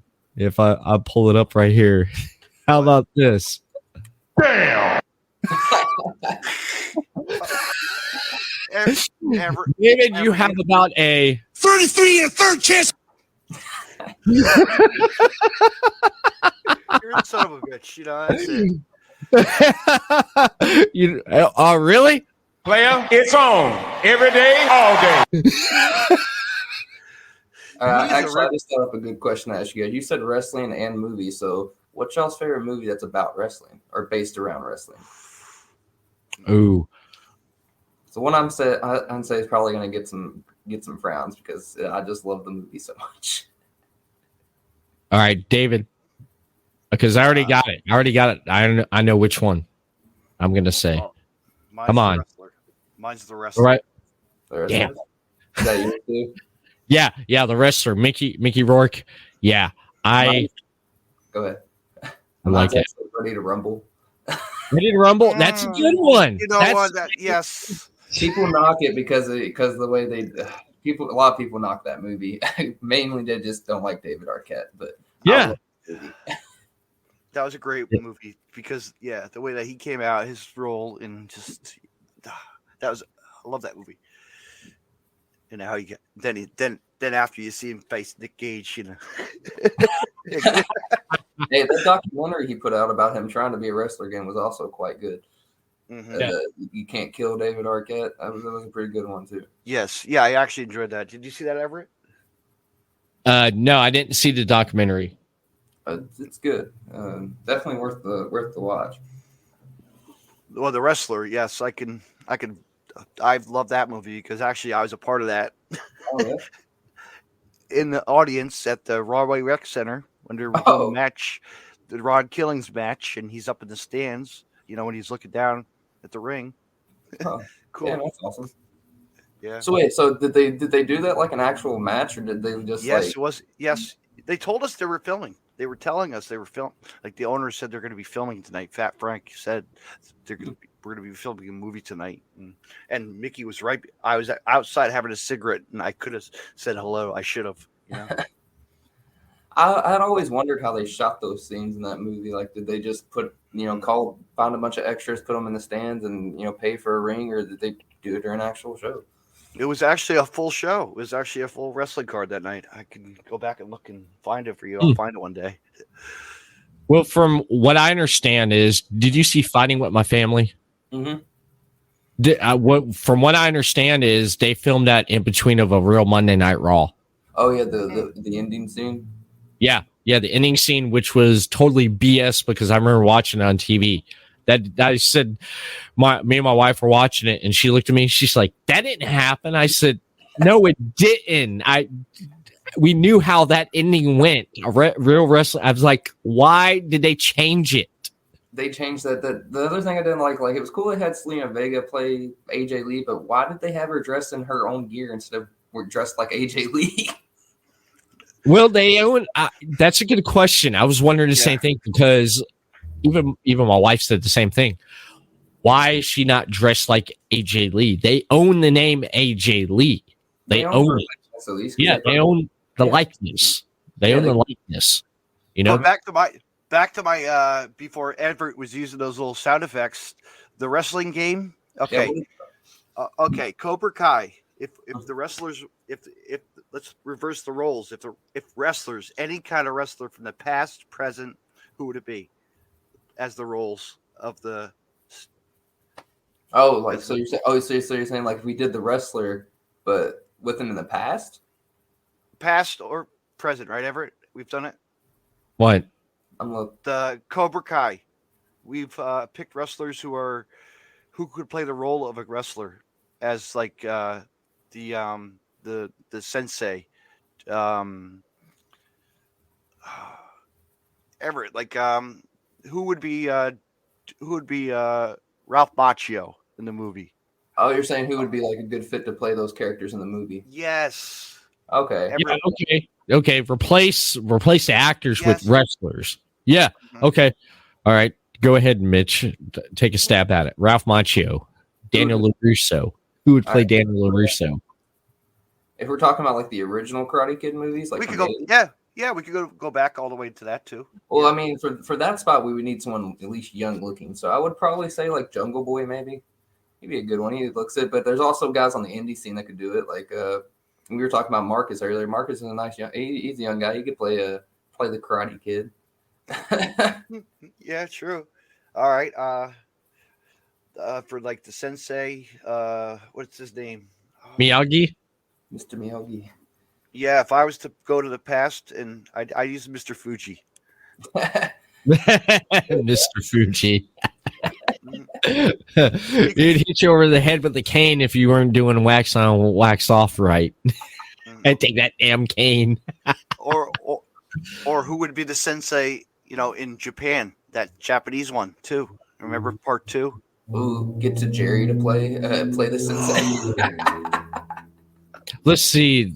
I would have to say for Johnny Lawrence, MJF. Oh, perfect. Yeah. Yeah. Serious, man. Serious. Think about it. MJF is Johnny Lawrence. He'd be perfect. Because Johnny's Johnny. MJF's MJF. Right. There you go. I mean, there. Cobra Kai did kind of shine a different light on Johnny, a little bit different than the old movies did, but well, you know the whole backstory about that, right? What is it? Okay, years ago, it circulated online, a fan theory. They said Daniel LaRusso, if you really look at it from this point of view, he was the bully. Johnny was innocent. And people were like, for years, never thought about it. Because if you really look at it from this point of view, okay, Johnny and Allie, okay, were kind of on and off. And it was that moment where they weren't a couple. Daniel comes in, and their first encounter, he punches Johnny. You know what I mean? He gets mad and he punches Johnny. He struck first. So Johnny basically was like, "You're hitting on my girl." He sees Daniel hitting on his girls. It's like, "Hey, you're hitting on my girl." And then he basically, gets mad and takes stereo and smashes it. He didn't even touch a hand on Daniel. And then Daniel punched him first. So Daniel basically moved in on his girl and basically took his girl and then kicked his ass at a karate tournament. So Daniel's the bully. And people were like, "Wow, we didn't think about that." We're like, "Yeah, Johnny was done wrong. Justice for Johnny," And so they basically took that fan theory and even Daniel Ralph Macchio was like, never thought of it that way. And even John, the guy who plays Johnny Lawrence, was like, I never thought about that, because they even brought it up on How I Met Your Mother, which was a great show where, what's his name? Barney, he's like, he loves the Karate Kid, but he thinks that Johnny Lawrence is the Karate Kid. I love it. That's okay. All right, so let's get back to playing the game. Everett as well. And so who would be the female? Who would be Ralph's female? What, Allie? Allie? Yeah. Who would play Allie? Okay. Let's see. Shoot. I know. She's from AEW. Trying to think. What the heck? The blonde. There's 3 blondes. AEW. Not Penelope Ford. No, I would have to say. Anne. Oh, Anna J. Anna J. or Ty, or I'd have to say Ty Conte. Yeah, Ty Conte. Yeah, between those two. Choice, yeah. That would have to be Allie. I would have to go with if I was to say, I'd pick Kimberly, maybe. I was gonna say Allie. I was gonna say Alley Catch. That would be a good one. Yes. Okay, what about the female, his girlfriend in Japan? Which one would that be? Who is it?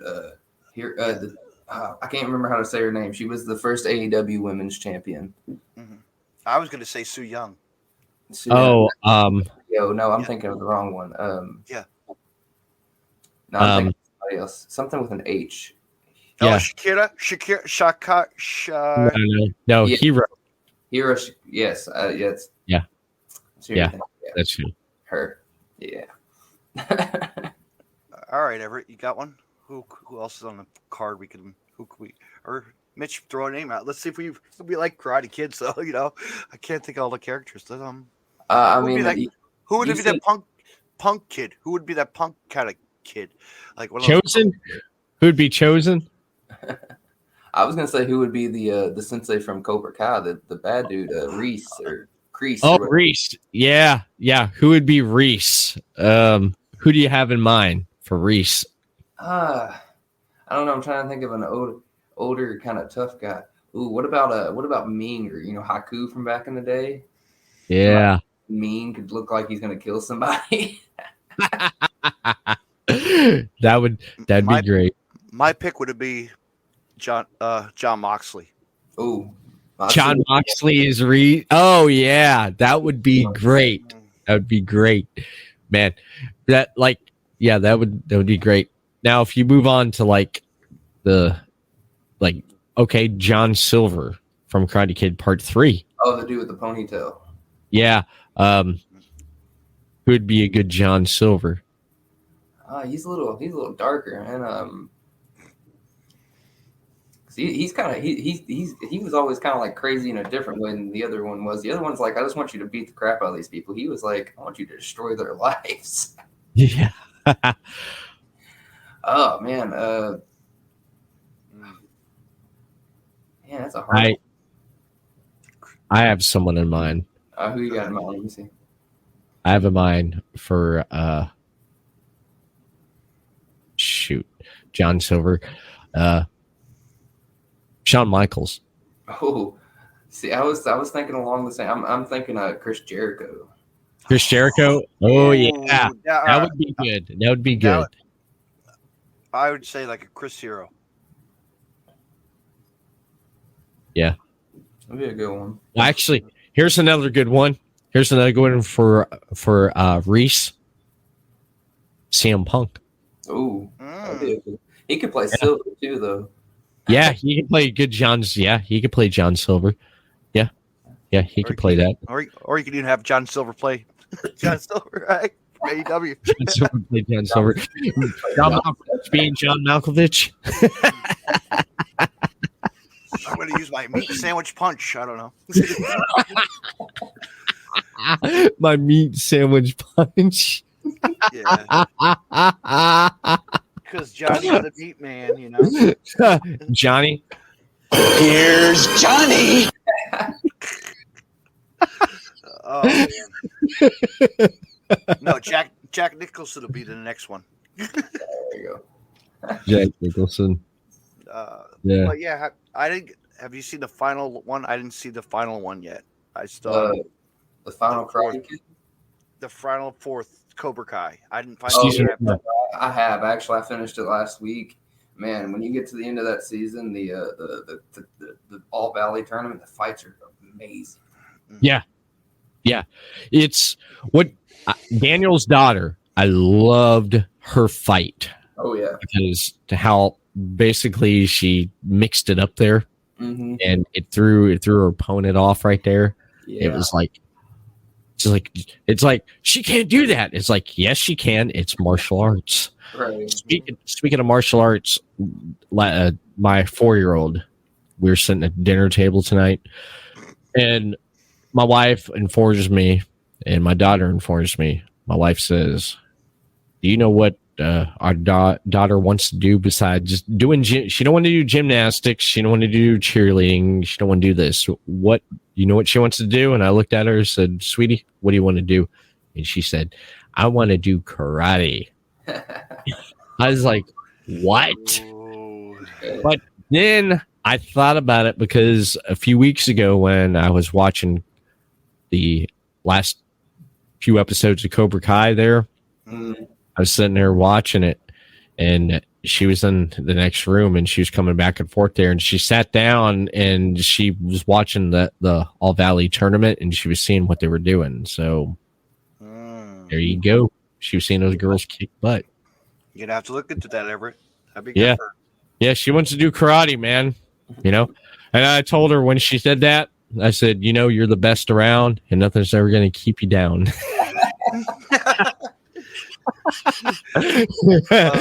My wife just rolled her eyes and was like, okay, whatever. Start her young. Oh man, yeah, it's always best, I guess. Yeah, if she wants to do karate, she wants to do wrestling, I'm going to support her 100%. She's my daughter. I'm going to let her go out there and do whatever she wants. She wants to. Can help a She lot. would go to the wrestling shows with me. She actually, before the shows, the CFWE shows, when I was setting up for production and stuff, she'd be getting in the ring there while they're trying to set up the ring and getting in there with the kids. And she's sitting there watching them run the ropes. And she'd get in there and run the ropes too. And I had one of the veterans that said, she's moving like a natural, man. And I'm like, she's like, oh, you wouldn't? I was like, I would support her. I would. If she wanted, I'd let her try it and see if she liked it. And if she didn't, she didn't. Yeah. You know, that's all you can do. Yeah, I don't personally have any kids, but when it comes to wrestling, if you have it, I mean, if you have the heart, the will to do it, to try, go for it. You only, I mean, as long as you want to try, you can go up. You can only go up from there. Exactly. It's just got to give it a try there. Yep. Yeah, definitely. Yep. But one last thing I want to ask you is that like match wise, if I was going to go on YouTube or IWTV, or actually no, I can't, because you said your first match could be on the IWTV. We'll say YouTube. Okay. All right. See, I remembered. You know, I'm getting up there in age, but hold on. Where's it? Damn. Okay. Where's the dam? If you're looking for matches, for the most part, I know that they're on there, but there's some that are unlisted because some of the promotions like to do that. You can look up Supreme Wrestling. They're here. They're up in Madison. I did a lot of matches there last year because they're a good place. They run weekly, so I was able to go there and get a lot of reps in, get my help me get my style down a little bit more. I know a guy named Cash Jackson. He posted our match from a few months ago. Cash Jackson Wrestling. Okay. On there, him versus me. I don't know if MPG posted any of their shows. I did a show for them last month. That's the one that David was talking about. We're at a tables match. Mm-hmm. And then, like I said, I think in 2 weeks, Paradigm's UWFI Contender Season 4, Episode 5, I will be on there against Josh Crane. Okay. Josh Crane, Everett, one of the deathmatch wrestler, but also wrestler too as well. Yeah. The place I trained at where I've had a lot of matches, Grindhouse. I don't know if they've posted any shows recent or from the past year, but they should be posting something here soon. You look up on their Facebook page, you can find on promos and stuff, at least from me, some clips. Okay. Yeah. Speaking of Grindhouse, might as well go ahead and plug the show we got this month while we're talking about it. We're gonna be plug all you want now. We're gonna January 30th, Grindhouse. It's our first show of the year. It's one of our biggest shows of the year. It's we call it Rumble. Of course, the end of it I'll be in the back of the Royal Rumble at the end of it. But there's 4 matches before that. It's going to be who was it? Alice Crowley. She's facing someone debuting. Her name's Rebecca Armstrong. That's her name. And then who I was just talking about, Cash Jackson versus Brandon Wolf in a 30-minute Ironman match. And then title match that night, which is something I think you guys would want to see more than anything because the guy that's going to be in it. It's our champion Kevo versus Aaron Williams for the title. So that should be pretty great. And then at the end of the night, be the Rumble winner gets a chance at the Grindhouse Pro title. That's next weekend. And the day before that, I'm on a MPG, which is going to sound bad. It's called MPG Wrestling. I don't actually know what the MPG stands for. But I'm going to be there with my tag partner, a guy named Robert Ketchum. Together, we're called the Bruisers, an ode to Bruiser Brody, one of our favorites. We're going to be in a fatal four-way tag match for the MPG titles against the champions, young guys called Outlast from this area. Another team whose names, I think it was Los Luchadores, but the big name in it is going to be Born to Die, Jacob Christ, and Corey Storm. Jake Chris, man. One guy that's really... I'm excited just getting to stand across the ring from him. And then, like I said, I was telling David already, Saturday night I'm on a pre-show for New Wave Pro's 10-year anniversary. That show, when it drops on, I don't know if the pre-show will be on IWTV, but when it does, the rest of the show does, watch it. JTG versus Lord Crew, Don't Die Miles versus Max the Impaler, Sage Phillips versus Aaron Williams, and the Von Englands versus Shooters Don't Die. So that'll be a Sage has actually stayed at my house. Oh, Sage is great, man. I was at the New Wave show last month when he faced Cole Radrick in that dog collar match. If you haven't seen that one, New Wave November Rain, oh my God, the match was bloody. They drug each other around that building like crazy. I got lucky. Here, I'll tell the story, Mitch. I got lucky. One of your Game Changer did their, one of the Howl shows, and the guys needed a place to stay, and so I was like the host of John Wayne, Reed, and Sage and Cole. Oh wow! And Homeless Jimmy from XPW. So that was like a wild ride to have them all in my house just to tell stories and talk. It was great. Oh, yeah, they're great guys. I've met Reed and John a couple of times, but I haven't really gotten to sit down with them personally. But Sage and Cole, I have actually gotten to talk to a few times. They're both really good guys. Yes, yeah. Briscoes just took them on in the last GCW show. It was a good match. Yeah, we were talking about Josh Crane. I didn't get to tell this story earlier. It was really funny. I was thinking about it 6 months ago, 7 months ago. I was even more unknown than I am now, of course. But I was working backstage in Indianapolis in July, the weekend. It was a three all weekend they did matches: AWR, ICW, No Hold Barred, and Paradigm. And Friday night, the first night of it, I was there all day actually on Friday. I was backstage. So that day I got a crash course from the ICW crew on how to build weapons for death matches. Nice. Every light tube. My friend Tommy. Yes, my friend Tommy. Yes. Okay. Just about he's the one that taught me. Just about every light tube bundle that night was wrapped by me. That's so cool. But, the thing I was talking about Josh Crane, what was crazy is 6 months ago that weekend, that night, Paradigm did a death match. It was Hoodfoot versus Josh Crane. If you haven't, I can't remember the name of the show, but it was like Paradigm Midnight Madness or Midnight something. One of the bloodiest matches I've ever seen. And I don't know if you've seen much Hoodfoot yet, but Hoodfoot just had a great match at Game Changer as well. Yes, Hoodfoot is amazing. He just had a great death match. He stepped out of his element. Yeah. I was reading something online and I watched that match. They said that he stepped out of his element on that one. That's good though, because he's one of those guys that needs, But I thought it was the thing was I thought it was really crazy. 6 months ago at that show, I was in the back. I was asking Josh like, "Hey, how many light tube bundles you need for this match?" And then flash forward December on UWFI, I'm across the ring from him, getting to punch him. So yeah, a wild year for me myself, honestly. I've seen Josh in tournament of deaths. My gosh, crazy. He's had a good run. He's had. We don't get bloody in that UWFI match, but I will tell you, man, he can hit like a Mack truck. Yeah. I guess that's about all I have to ask. You got anything else? Any other events as well?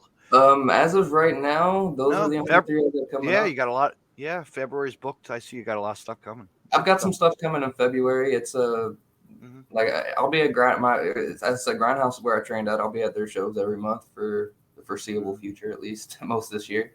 Let me ask Let me ask you this, Mitch. Would you like to see yourself at the, on the East Coast at Titan Championship Wrestling, one of my local? Yeah, honestly, this year, what my main goal is about to travel and travel. It's getting my name out there, getting out there more. I'm going to be jumping in a lot of cars this year. I've got a couple of buddies that are always already why aren't you riding with us more? So I'm going to be in the car with them. I will be a lot of times, if he needs y'all probably have seen at least referee Sean P, referee Man Bun, a lot of ICW stuff. Well, he's from the area, and I drive him to shows all the time because he doesn't have a car. So I'll be riding with him to shows. So I mean, I'd say look out for me. I'll be popping up in a lot of places this year. Cool, very awesome. But nice. Where can everybody reach you at? I got it right here too. Yeah, I've my Twitter and Instagram. They are the HellHound Malik, and then you can find me on Facebook under the HellHound Mitch Malik. And as you can see on the screen, my Brainbuster tees. You can order my shirts, which would be awesome. I always love to sell some more shirts. Nice. Mitch, it was great to have you on. We maybe Everett want to do this again sometime down the road. Let's do it. Oh yeah, definitely. I mean, yeah, I love this. I had a blast. Always getting pulled in, you know. Pull that rope. Yeah. Like I said, I'm Terre Haute this weekend on Saturday, Terre Haute, Indiana. I think that show might be sold out already, but and I'll be in Jeffersonville every last Sunday of every month for Grindhouse, and other than that, I'll be all around. Nice. Yeah. Hey Everett, what do you got coming up? Plug away. What do I got coming up? Well, next week I am going to be doing an straight audio. I found out that Podbeam, my hosting site that does my podcast that I upload, you can actually live stream live audio shows on there on Podbeam. And I found out that if you download the Podbeam app on your Android or iPhone, and if you sign up and create a username on there, you can listen to live podcast and interact right on the phone. You can actually do that. If you take your phone here and you pull up Podbeam right there, you can actually look for the Everett Lee Show on there and a lot of other great podcasts on Podbeam. And Podbeam gives a live section right here. If you hit live, you got all these podcasts that are live that you can jump in and you can interact and stuff. So the Everett Lee Show is going to be live on Podbeam on next Tuesday night, January 25th at 8 p.m. Eastern, 4 p.m. Pacific. I am going to get savage with my first live audio stream with none other than PJ Savage is going to be my guest. I got a post up on the Everett Lee Show page. It's on Podcast City Network's Facebook page, Everett Lee Show Facebook page. And I don't think Yep, Deathmatch Russell shared it. Thank you, David, for that. I put the link up for the live show. It's scheduled, ready to go 8 p.m. next week. Where you can listen to it. If you're on a computer, you can listen to it, but you can't interact because you have to have the Podbeam app on your phone to interact with the show. So you can listen to it and download it, and then you'll be able to interact and ask questions and stuff. But I got the link right there where you can download it from Apple and Google Play, and that's going to be great. Doing the. But Everett, that could be also seen on Podcast City Network. .net. Yeah, Everett Lee Show is on podcastcity.net, along with other great shows such as Deathmatch Russell Podcast, our sports show Final Score, our pop culture shows, The Imaginarium with Scott and Todd, Verbal Shenanigans, our sexual healing podcast, our new one, yes. Our what I know, right? Yeah, we were like, congratulations. Mindful Sexuality Podcast, our our sex therapist, she's a licensed sex therapist. Yeah, we're branching off in all different directions. We're going to have Bozo the Clown podcast here in the next few weeks. No, I'm just kidding. Jackass Everett Leon. Yeah. They But go Dr. Ruth from the old days of sex therapy. yeah. But yeah, it's a good podcast to check out because you can listen to that over there on Podcasting Network. Of course, horror. If you're in the horror, we got Horror Pop After Midnight with Robin Nelson and Nicole. They talk about horror, and of course, Wrestle Popcast with Robin Nelson. And who else am I forgetting? Well, we have a bunch of sports shows. We got the Rip Griffin show. We have Fixed Edge. We have Chris Carnage show. We have Final Score, Everett Lee's show, Deathmatch Wrestle Podcast, Imaginary Scott and Todd, Verbal Shenanigans, Movie Nights. If you're in the movies, you get your movie information and stuff. That's where I get mine from Dalton and Nick over on Movie Nights. Shout out to those guys. They do a roundtable each week discussing different things. And they do viewer questions. You send them an email, they'll bring it up on their show. If you have a question, and also Mitchie, and also if you go back and listen to one of Everett Lee's, he actually had one of the cast members of Squid Games, right? Squid Game. Oh, Squid okay. Game. Nice. Jeffrey Giuliani. I had him on. He played VIP number 4. You seen Squid Game, right? Most of it. I haven't finished Most it. Did you see it when they get to the part where the VIPs come in? Actually, I don't think I did. I've only watched up to like episode 5. Okay. All right. I'm not going to say anything else. When the VIPs come in, the old guy, that's all I'm going to say. You'll know which old guy because it's not going to, all right. I'll throw this line out there.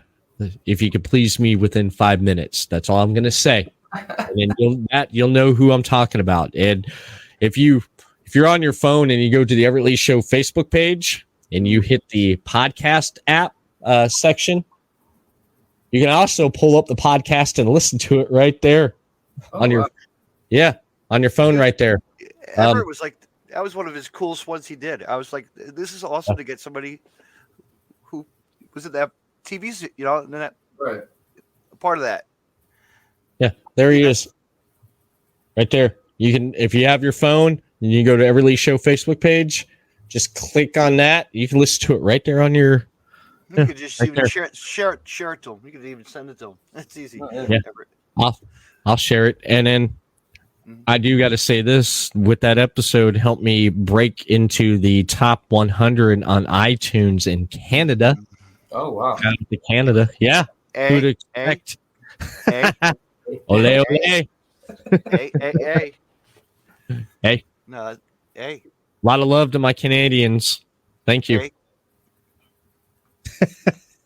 That's it. We're done. Yeah. I want to say, Mitch, I want to say thank you for coming on. And Thank you guys for having me. Thank you very much. Good luck with your upcoming shows and kill it and win it and have fun. And All right, I plan to. Come out alive also. Always come out safe. That's the main reason, goal going in. Coming in.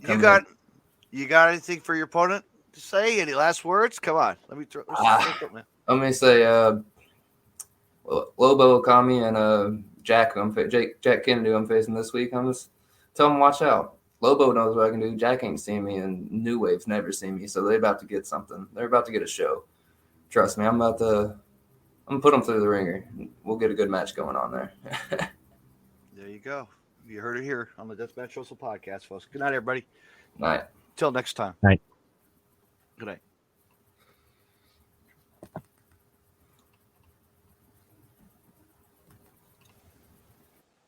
You can find more Deathmatch Russell podcasts on the following social media: deathmatchrussell.com, follow on Twitter at DavidNJ32, and on Facebook, facebook.com/DJDaveNJ32. Instagram at DavidNJ36. Hey, wrestling fans, I want to mention Collar and Elbow. Collar and Elbow was founded on traditional values of professional wrestling. Two entities working together to create a product intended to connect with people on an emotional level, a symbiotic relationship where one cannot flourish without the other. We strive to create a product that embodies our passion for professional wrestling expressed through street fashion. Visit collarandelbowbrand.com and use the promo code DeathmatchRussellPodcast and save 10% off when you make a purchase. Collar and Elbow, where wrestling passion meets street fashion. Me on Podcast City Network at podcastcity.net, facebook.com/Podcast City Network. Hit the like button and share. And on Twitter at Podcast City Net. Also on Johnner's Wrestling Podcast Network, www.wrestlingwithjohners.com. You can hear Deathmatch Russell Podcast on Stitcher Radio and on iTunes.